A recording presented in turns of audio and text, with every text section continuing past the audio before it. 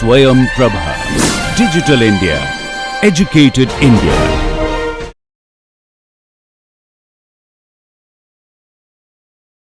Hello everyone, we are learning the basics of building construction and today we are starting a new module on dam proofing.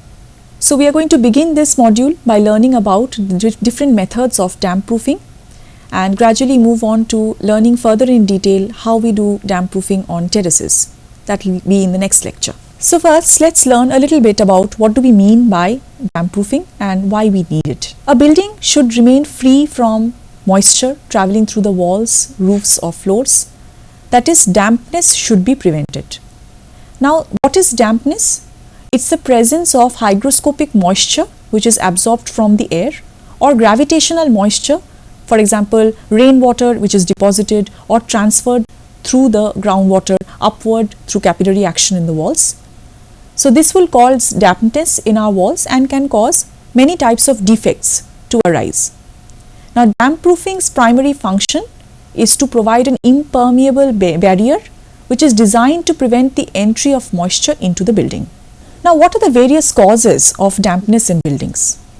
First of all, moisture rises up in the walls from the ground. Water rising into the walls and the floor through capillary action will definitely cause dampness in walls as well as other structural members.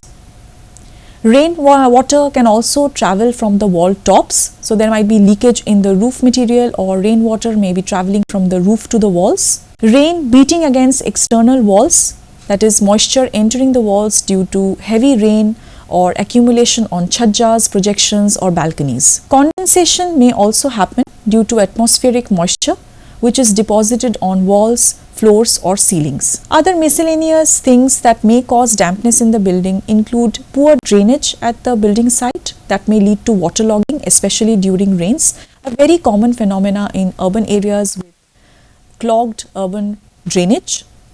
There might be defective construction also, that during the construction process there have been cracks or fissures left through which the water enters into the internal spaces and causes damage to the wall, ceiling, floors, etc. Now what happens to our building due to dampness? The effects of dampness in buildings includes softening, crumbling and peeling of plaster and paints.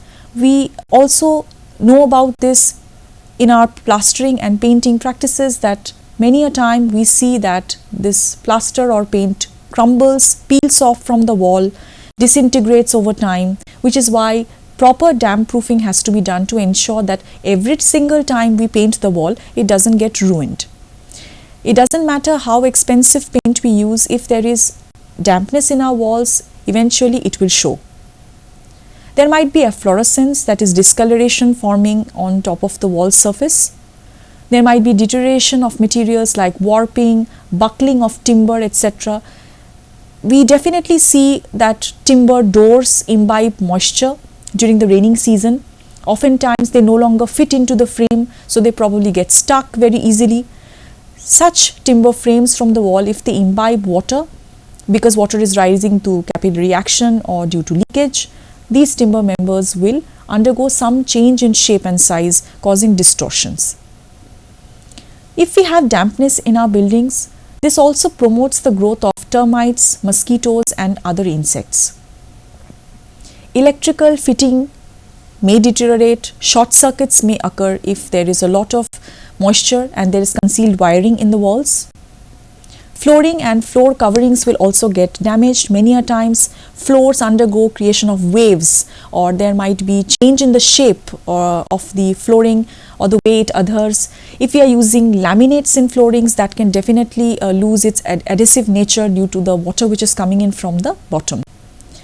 If we have metal members or fittings, they can undergo corrosion and rusting over time due to continued exposure to moisture. There are various methods of dam proofing that can be employed and different types of materials that are useful in each type. We will take a look at them in detail. The first method of dam proofing is called membrane dam proofing, followed by integral dam proofing, surface treatment, cavity wall, pressure grouting and uniting. So let's first take a look at membrane dam proofing. Membrane damp proofing requires providing a water repellent membrane or damp proof course, DPC, which we commonly use. It's a very common abbreviation we use in our constructions. So DPC is a water repellent membrane which is placed between the source of dampness and the part of the building that we are trying to protect. Now it can be provided either horizontally or vertically on floors and walls, etc. It may consist of flexible materials such as bitumen, mastic asphalt, bituminous felts, plastic or polythene sheets, metal sheets, cement concrete, etc. So whenever there is a possibility that from a certain portion, an external contact, water can come in either vertically or horizontally, to prevent that from happening, we can introduce a water repellent membrane or DPC between that source of water and the portion of the building that we are trying to protect. So here we can see that DPC can be introduced both vertically and horizontally. It is always advisable to use DPC at any place where we have created a discontinuity between adjacent materials. So let's say there is a different type of a material in this portion and in this portion. So we have created two materials and a junction. Every time we have this junction, we would definitely want to go for a DPC because of the change in material. This difference, this gap that we have created will become a source of problem for us in the future. So horizontally or vertically, it may be exposed to moisture coming in. We definitely want to provide a DPC or damp proof membrane in this particular location. There are some precautions that we have to take in construction before we go for the installation of the DPC layer. First of all, the damp proof course should cover the full thickness of the wall. So we do not want to have a situation in which partially DPC is placed. We want to cover the entire thickness. The mortar bed should be leveled and even. Now if we have any projections on top of the mortar bed, if on top of this we are trying to lay the membrane, these projections will create a problem for us and it may rupture these membranes. So we want to create a very level, smooth surface and evenly place our DPC on top of it. At junctions and corners, DPC should be laid continuously. We do not want to create gaps in it or fold it. The DPC should not be kept exposed on the wall surface, and when horizontal DPC is continued to a vertical face, so you are moving horizontally and you have to move to the vertical face, we don't do it in the form of a kink. We actually introduce a cement fillet of 7.5 centimeter and the DPC runs on the fillet, so it doesn't form a sharp corner but an inclined one. The next type of damp proofing is called integral damp proofing. Now integral damp proofing, as the name suggests, it actually has a chemical composition or something which is integral to its composition that helps us to prevent moisture or dampness from affecting a certain area. So here we are not introducing something in between the source of moisture and the surface that we are trying to protect. We are actually trying to alter the concrete mix that we have used and we are making that concrete mix impermeable. Now we can do this in three ways. The waterproofing compound which is being added to this concrete mix to make it impervious can be either based on a compound made up of chalk, talc or fuller earth. This helps us prevent water logging, water dampness or damage by filling up the voids in the concrete. So that doesn't allow the concrete to become pervious anymore. It is filling up the voids within this with chemicals or compounds such as chalk or fuller earth. Now if we are adding compounds to the concrete mix like alkaline silicate, aluminium sulfate, calcium chloride, this will react with the concrete to make it a waterproof concrete. So you are chemically changing the composition of the concrete that we are using. The other option is using compounds like soap, petroleum and oil, which are stearates of calcium, sodium, ammonia, etc. They work on the basis of the principle of water repulsion. So what we are doing is we are making the concrete water repellent. So the properties of the concrete will depend upon what type of compound we have added to it, but these three methods in totality can be put in the category of integral damp proofing. Then comes the process of surface treatment. The process of surface treatment implies that we are applying a water repellent substance or compound on the surface that we are trying to protect or through which the moisture enters. But we do not confuse this with the membrane DPC, because in membrane DPC also we are doing something on the surface, but we are placing an impervious layer on that source to create a barrier. But here we are applying a water repellent substance on that surface. So we are literally spray painting the surface to make it impervious to the source of moisture. Now the use of water repellent metallic soaps such as calcium and aluminium olates and stearates, salts or esters of oleic and stearic acid, etc., are more effective against rainwater penetration. So let's say we have an external surface which is exposed to rainwater constantly, and we want to provide a water repellent surface. We want to paint it or kind of apply this water repellent substance on this surface. So pointing and plastering the exposed surfaces should be done very carefully by using waterproofing agents like sodium or potassium silicates, aluminium or zinc sulfates, barium hydroxide, magnesium sulfates, etc. Now it should be done when the moisture is superficial and is not under pressure. So this is not something we would want to apply in a basement wall. We would probably do it in a place where there is no pressure of water. It's more like water which a surface is exposed to, and we are just providing a water repellent surface treatment to ensure that the moisture does not enter into the space inside or alter the wall that is being exposed. But if we are dealing with spaces like basements where there is a lot of lateral pressure, sidewise pressure from water which is in the ground, this particular method is not going to be suitable in that context. So sometimes exposed stone or brick wall faces may be sprayed with water repellent solutions to protect it from the constant exposure of rainwater. Another way we can protect our internal spaces from damping is with the help of something called a cavity wall. Now what do we mean by a cavity wall? As the name suggests, it is actually two layers of walling material. It is not necessary that both layers of the wall will be of the same material. They can be same or they can be two different materials. But there is a gap which is created between these two leaves of wall. So if we have one layer of wall, another layer of wall, maybe one is a brick wall, the other is a stone wall, and we have created a gap. This gap is what will give its name to the cavity wall. So this cavity is basically going to prevent water from affecting the internal surfaces. So it's possible that one leaf of the wall is affected by constant rainwater, but it doesn't allow the internal wall of the room to be affected because there is a gap in between.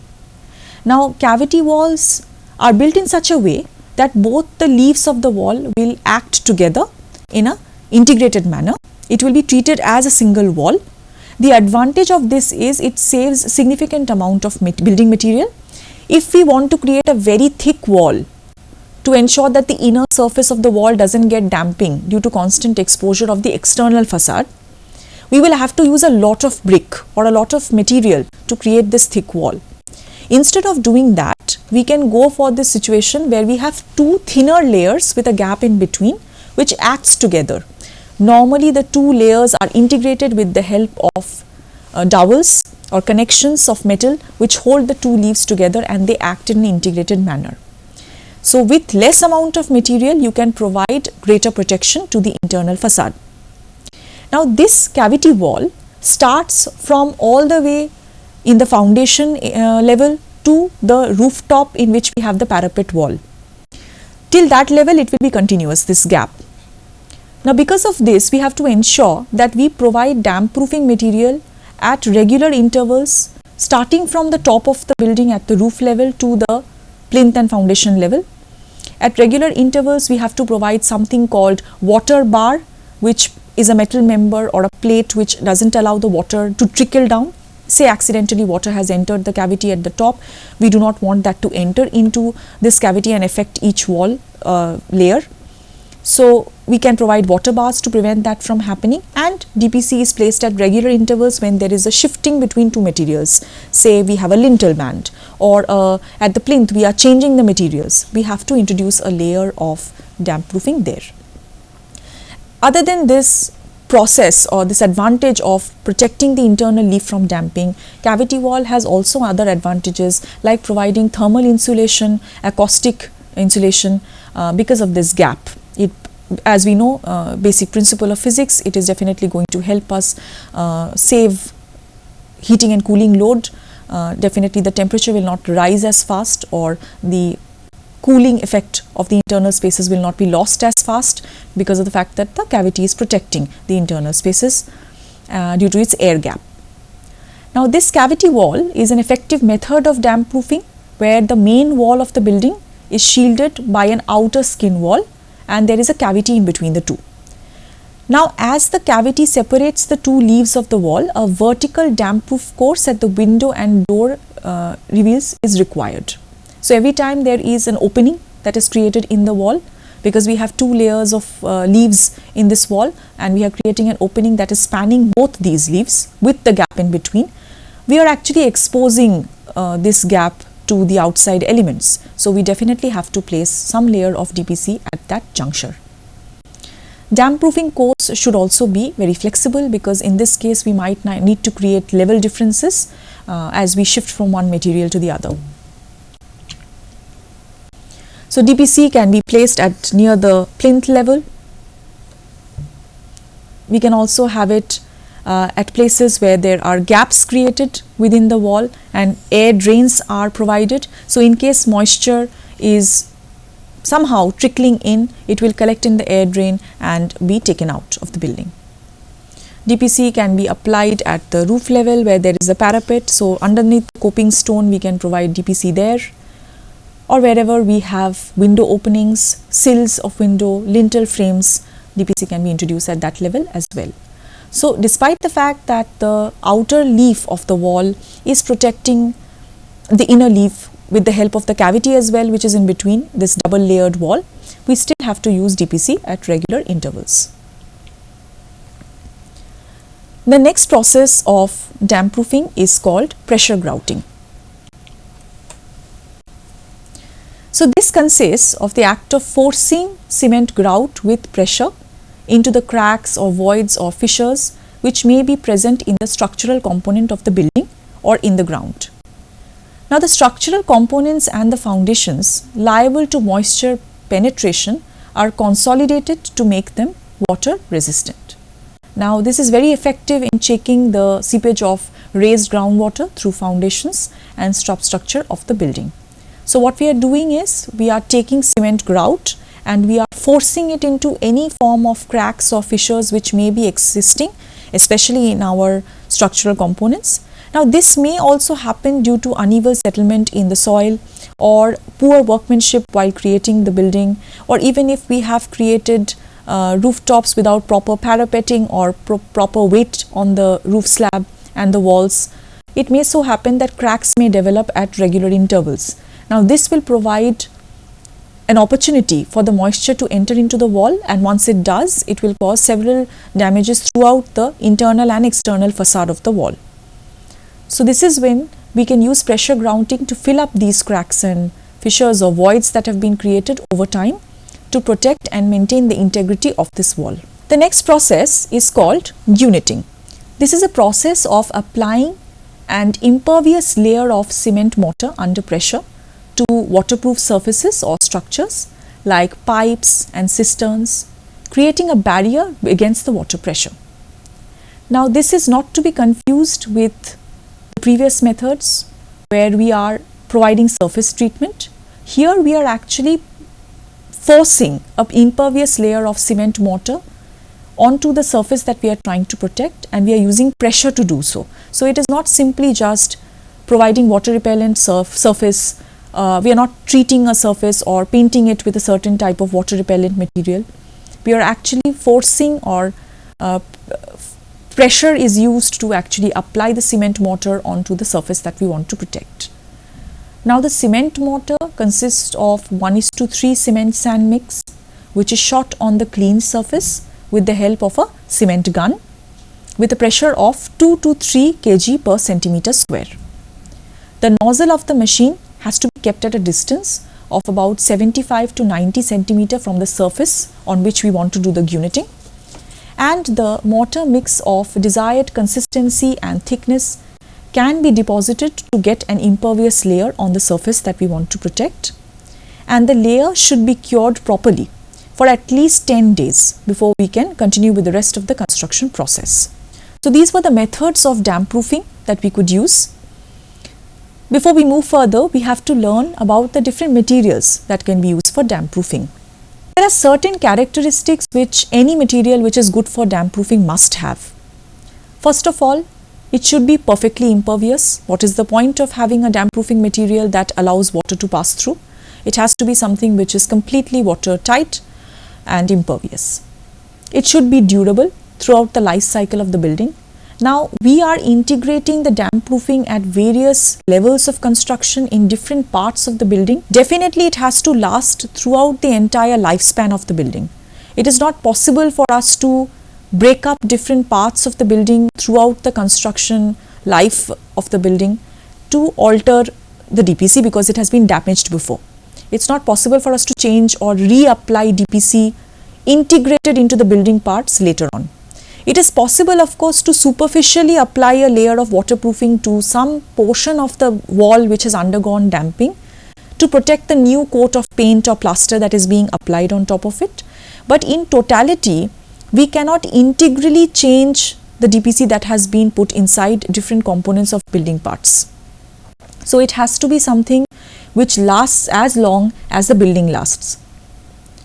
It should be strong and capable of resisting superimposed loads or pressure on it. Now this pressure doesn't only mean pressure of water. Definitely in basement and all there is a lot of water pressure from coming in from the sides, and we want to use a material which can take that water pressure.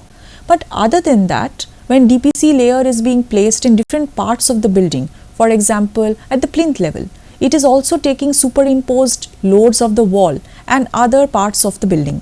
So that should also be accommodated. As a result, the material we are selecting for damp proofing must also be sufficiently strong and capable of resisting the superimposed loads. Definitely, this member or material should be flexible because it should be able to accommodate the structural movements which are happening seasonally throughout the building's lifespan without any fracture. So let's say there is thermal contraction or expansion in building parts over time, seasonally. So in that case, the DPC should be flexible enough to accommodate that movement. It should not be something costly because no matter how affordable our construction is, damp proofing is something we most definitely have to apply. It is not optional. So we want to select materials which are cost effective and can be availed by everybody constructing their residence. Now it should be able to provide leak-proof joints because joints are exactly the position in which the infiltration of water will happen. It should be able to provide a leak-proof position. It should remain steady in position while application. So for example, we are using a material that keeps shifting its position when we are applying. Then every time we are doing the construction, during the process of laying the DPC, it will shift from its position, and that way it will create certain exposed surfaces where DPC is not properly applied. So it has to be something which remains very steady. Now let's see some of the common materials that we can use for damp proofing. The first is hot bitumen, a very popular material used for DPC. It is highly flexible and it can be applied with a minimum thickness of 3 mm. So even if you want to provide a very thin layer of DPC, this particular option is available to us. This is placed on the bedding of the concrete or mortar while in hot condition, hence the name hot bitumen. The second type is mastic asphalt. Now this is a semi-rigid material that can withstand only slight distortions. It is very durable and it is completely impervious. It is obtained by heating asphalt with sand and mineral fillers. It requires skilled masons. This is liable to squeeze out in extremely hot temperature or under very heavy pressure. The third type of material that we can use is metal sheets. Now, metal sheets may include materials like lead, copper, aluminium, etc. So, lead sheets have very good flexibility. They have thicknesses less than 20 kg per meter cube or not preferable for DPC. So, we want to use sheet which have a little bit density greater than 20 kg per meter cube when we are using it for the purpose of DPC. So, accordingly we have to avail the material. It provides a completely impervious layer to moisture and it resists atmospheric corrosion. It can take complex shapes and resistance to fracture and sliding action is a property that this material has. And it can get corroded when in contact with lime or cement, and hence it requires another protective coating of bitumen. Now, copper sheets have a minimum thickness of 3 mm and they are embedded in lime or cement mortar. They have very high durability, high resistance to dampness, sliding, and under ordinary pressure at least it will stay steady in its position. For aluminium sheets, it needs protection with a hot bitumen layer and it is not as preferred as lead or copper sheets.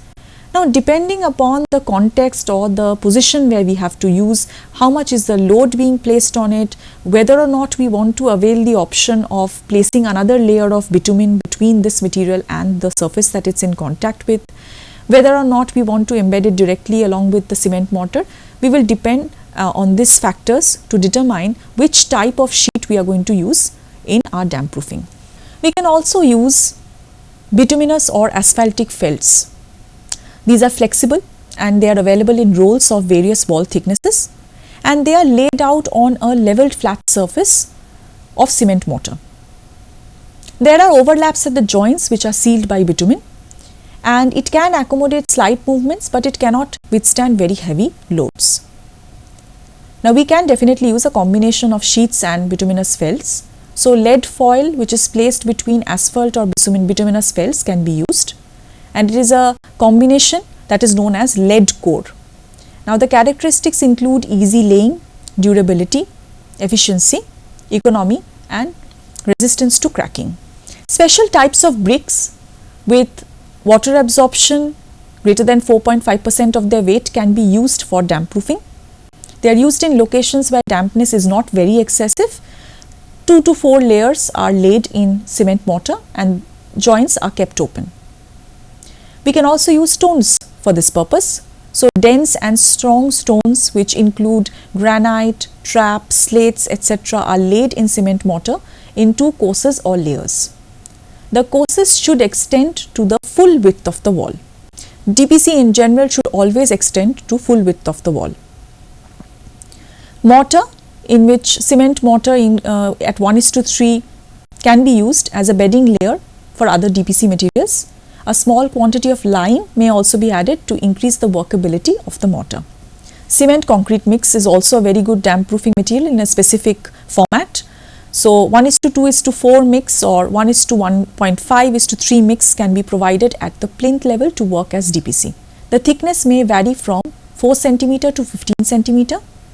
It can effectively check water rise due to capillary action, and for excessive dampness, 2 coats of hot bitumen paint may be applied on top of it.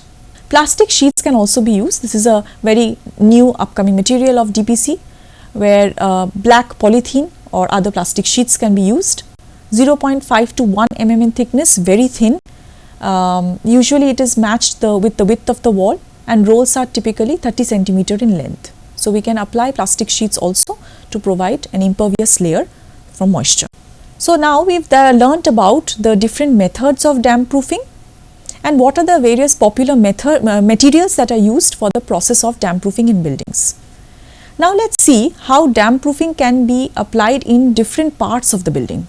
First of all, treatment can be done at the foundation against gravitational water. Treatment can be done at the basement level in 3 ways. We can provide foundation drains and DPC along this basement.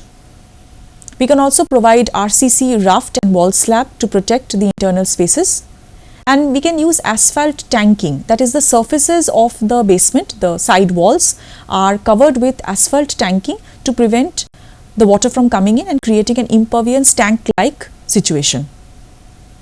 Treatment can be done at the floor level, at the wall level as well as the roof level. In this lecture, we are going to study in detail the first 4 parts. Treatment to the roof will be studied further in detail in the next lecture. Let's first see what we can do at the foundation level to protect our building from gravitational water. The foundation may receive water percolating from adjacent ground, which may rise through the wall through capillary action. Now, this is checked by providing an air drain parallel to the external wall. So, if this is the external wall, an air drain is created along its sides at the ground level. This is where all the water that has collected can be drained out. The width of the air drain can vary from 20 to 30 centimeter, and the outer wall of the drain is kept above the ground to check the entry of the surface water. So, we want to keep a certain height to the end of this outer wall. It is often covered with slab to ensure that water doesn't enter through this space.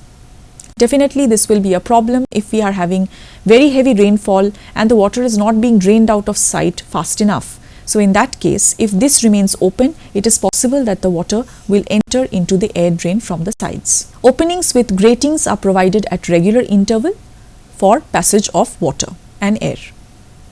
Usually, DPC is provided horizontally or vertically. So, despite the fact that we have an air drain, because water can fill up in this, we can cover these surfaces in contact with the air drain with DPC layers. Now, let's talk about the treatment that is done to basement. We have already seen that there are 3 types of treatments we can do to the basement. Let's take a look at all of these methods one at a time. So, when basements are constructed in damp soils, the first method that we can use is the provision of foundation drains and DPC.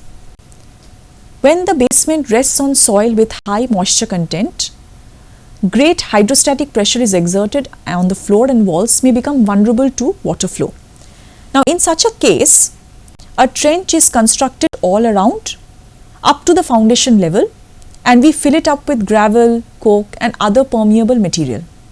Now, open jointed drains may be provided to collect the groundwater around this basement. So, we will have a network of drains around this surface. It will collect all the water and take it out through a suitable outlet.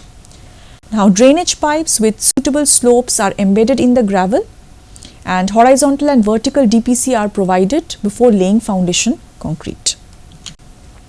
So, this is what it will look like.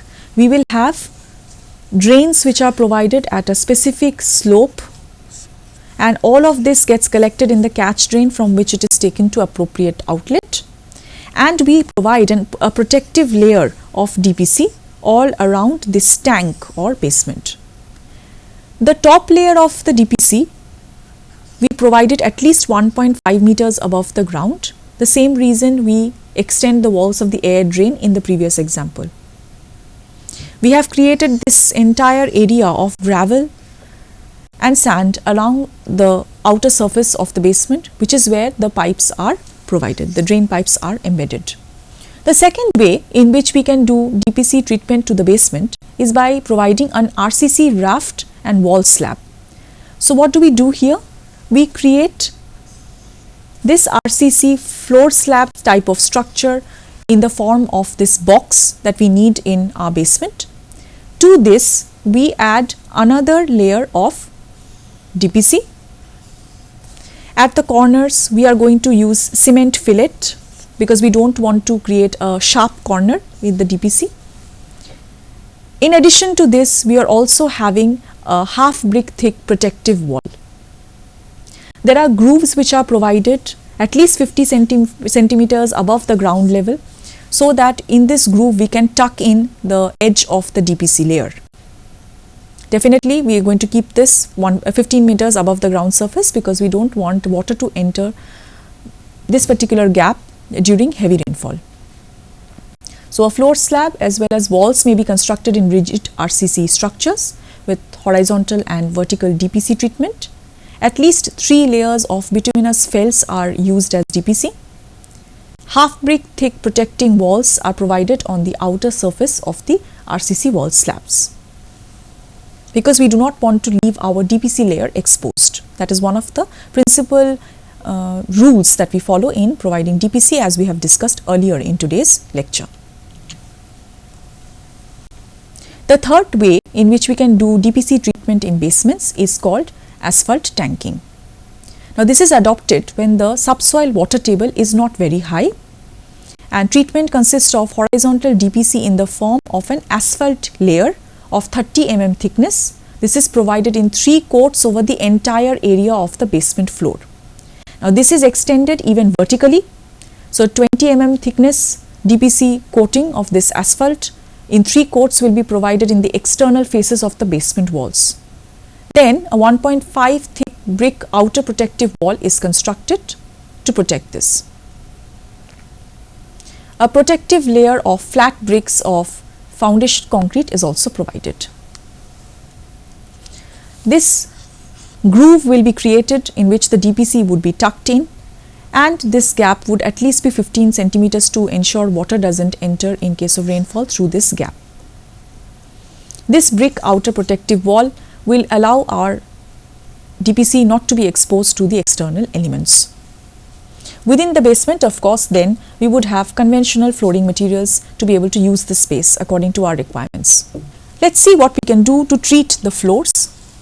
For locations where ground moisture is not present, subsoil is rammed well, and a 7.5 to 10 centimeter thick layer of coarse sand is spread all over the entire floor area. Alternatively, stone soling may be the first laid, and then a 7.5 to 10 centimeter thick layer of leaned cement concrete in 1:3:6 or 1:4:8 composition may be laid. Either case, the DPC that is placed on the edge of the wall has to be at least 1.5 centimeter above the ground level, and this DPC through a cement fillet of 7.5 centimeter side has to continue along the flooring as well.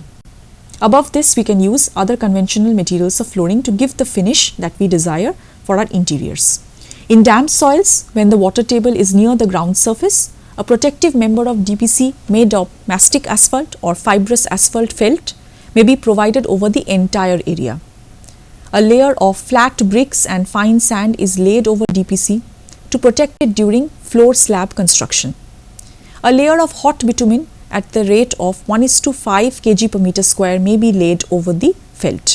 For the treatment to the walls, in case we are dealing with basement walls, a vertical DPC is laid on the external face of the wall. We've already taken a look at the 3 types of DPC that we can do in basement walls, in which all of the cases had vertical DPC along its external surface.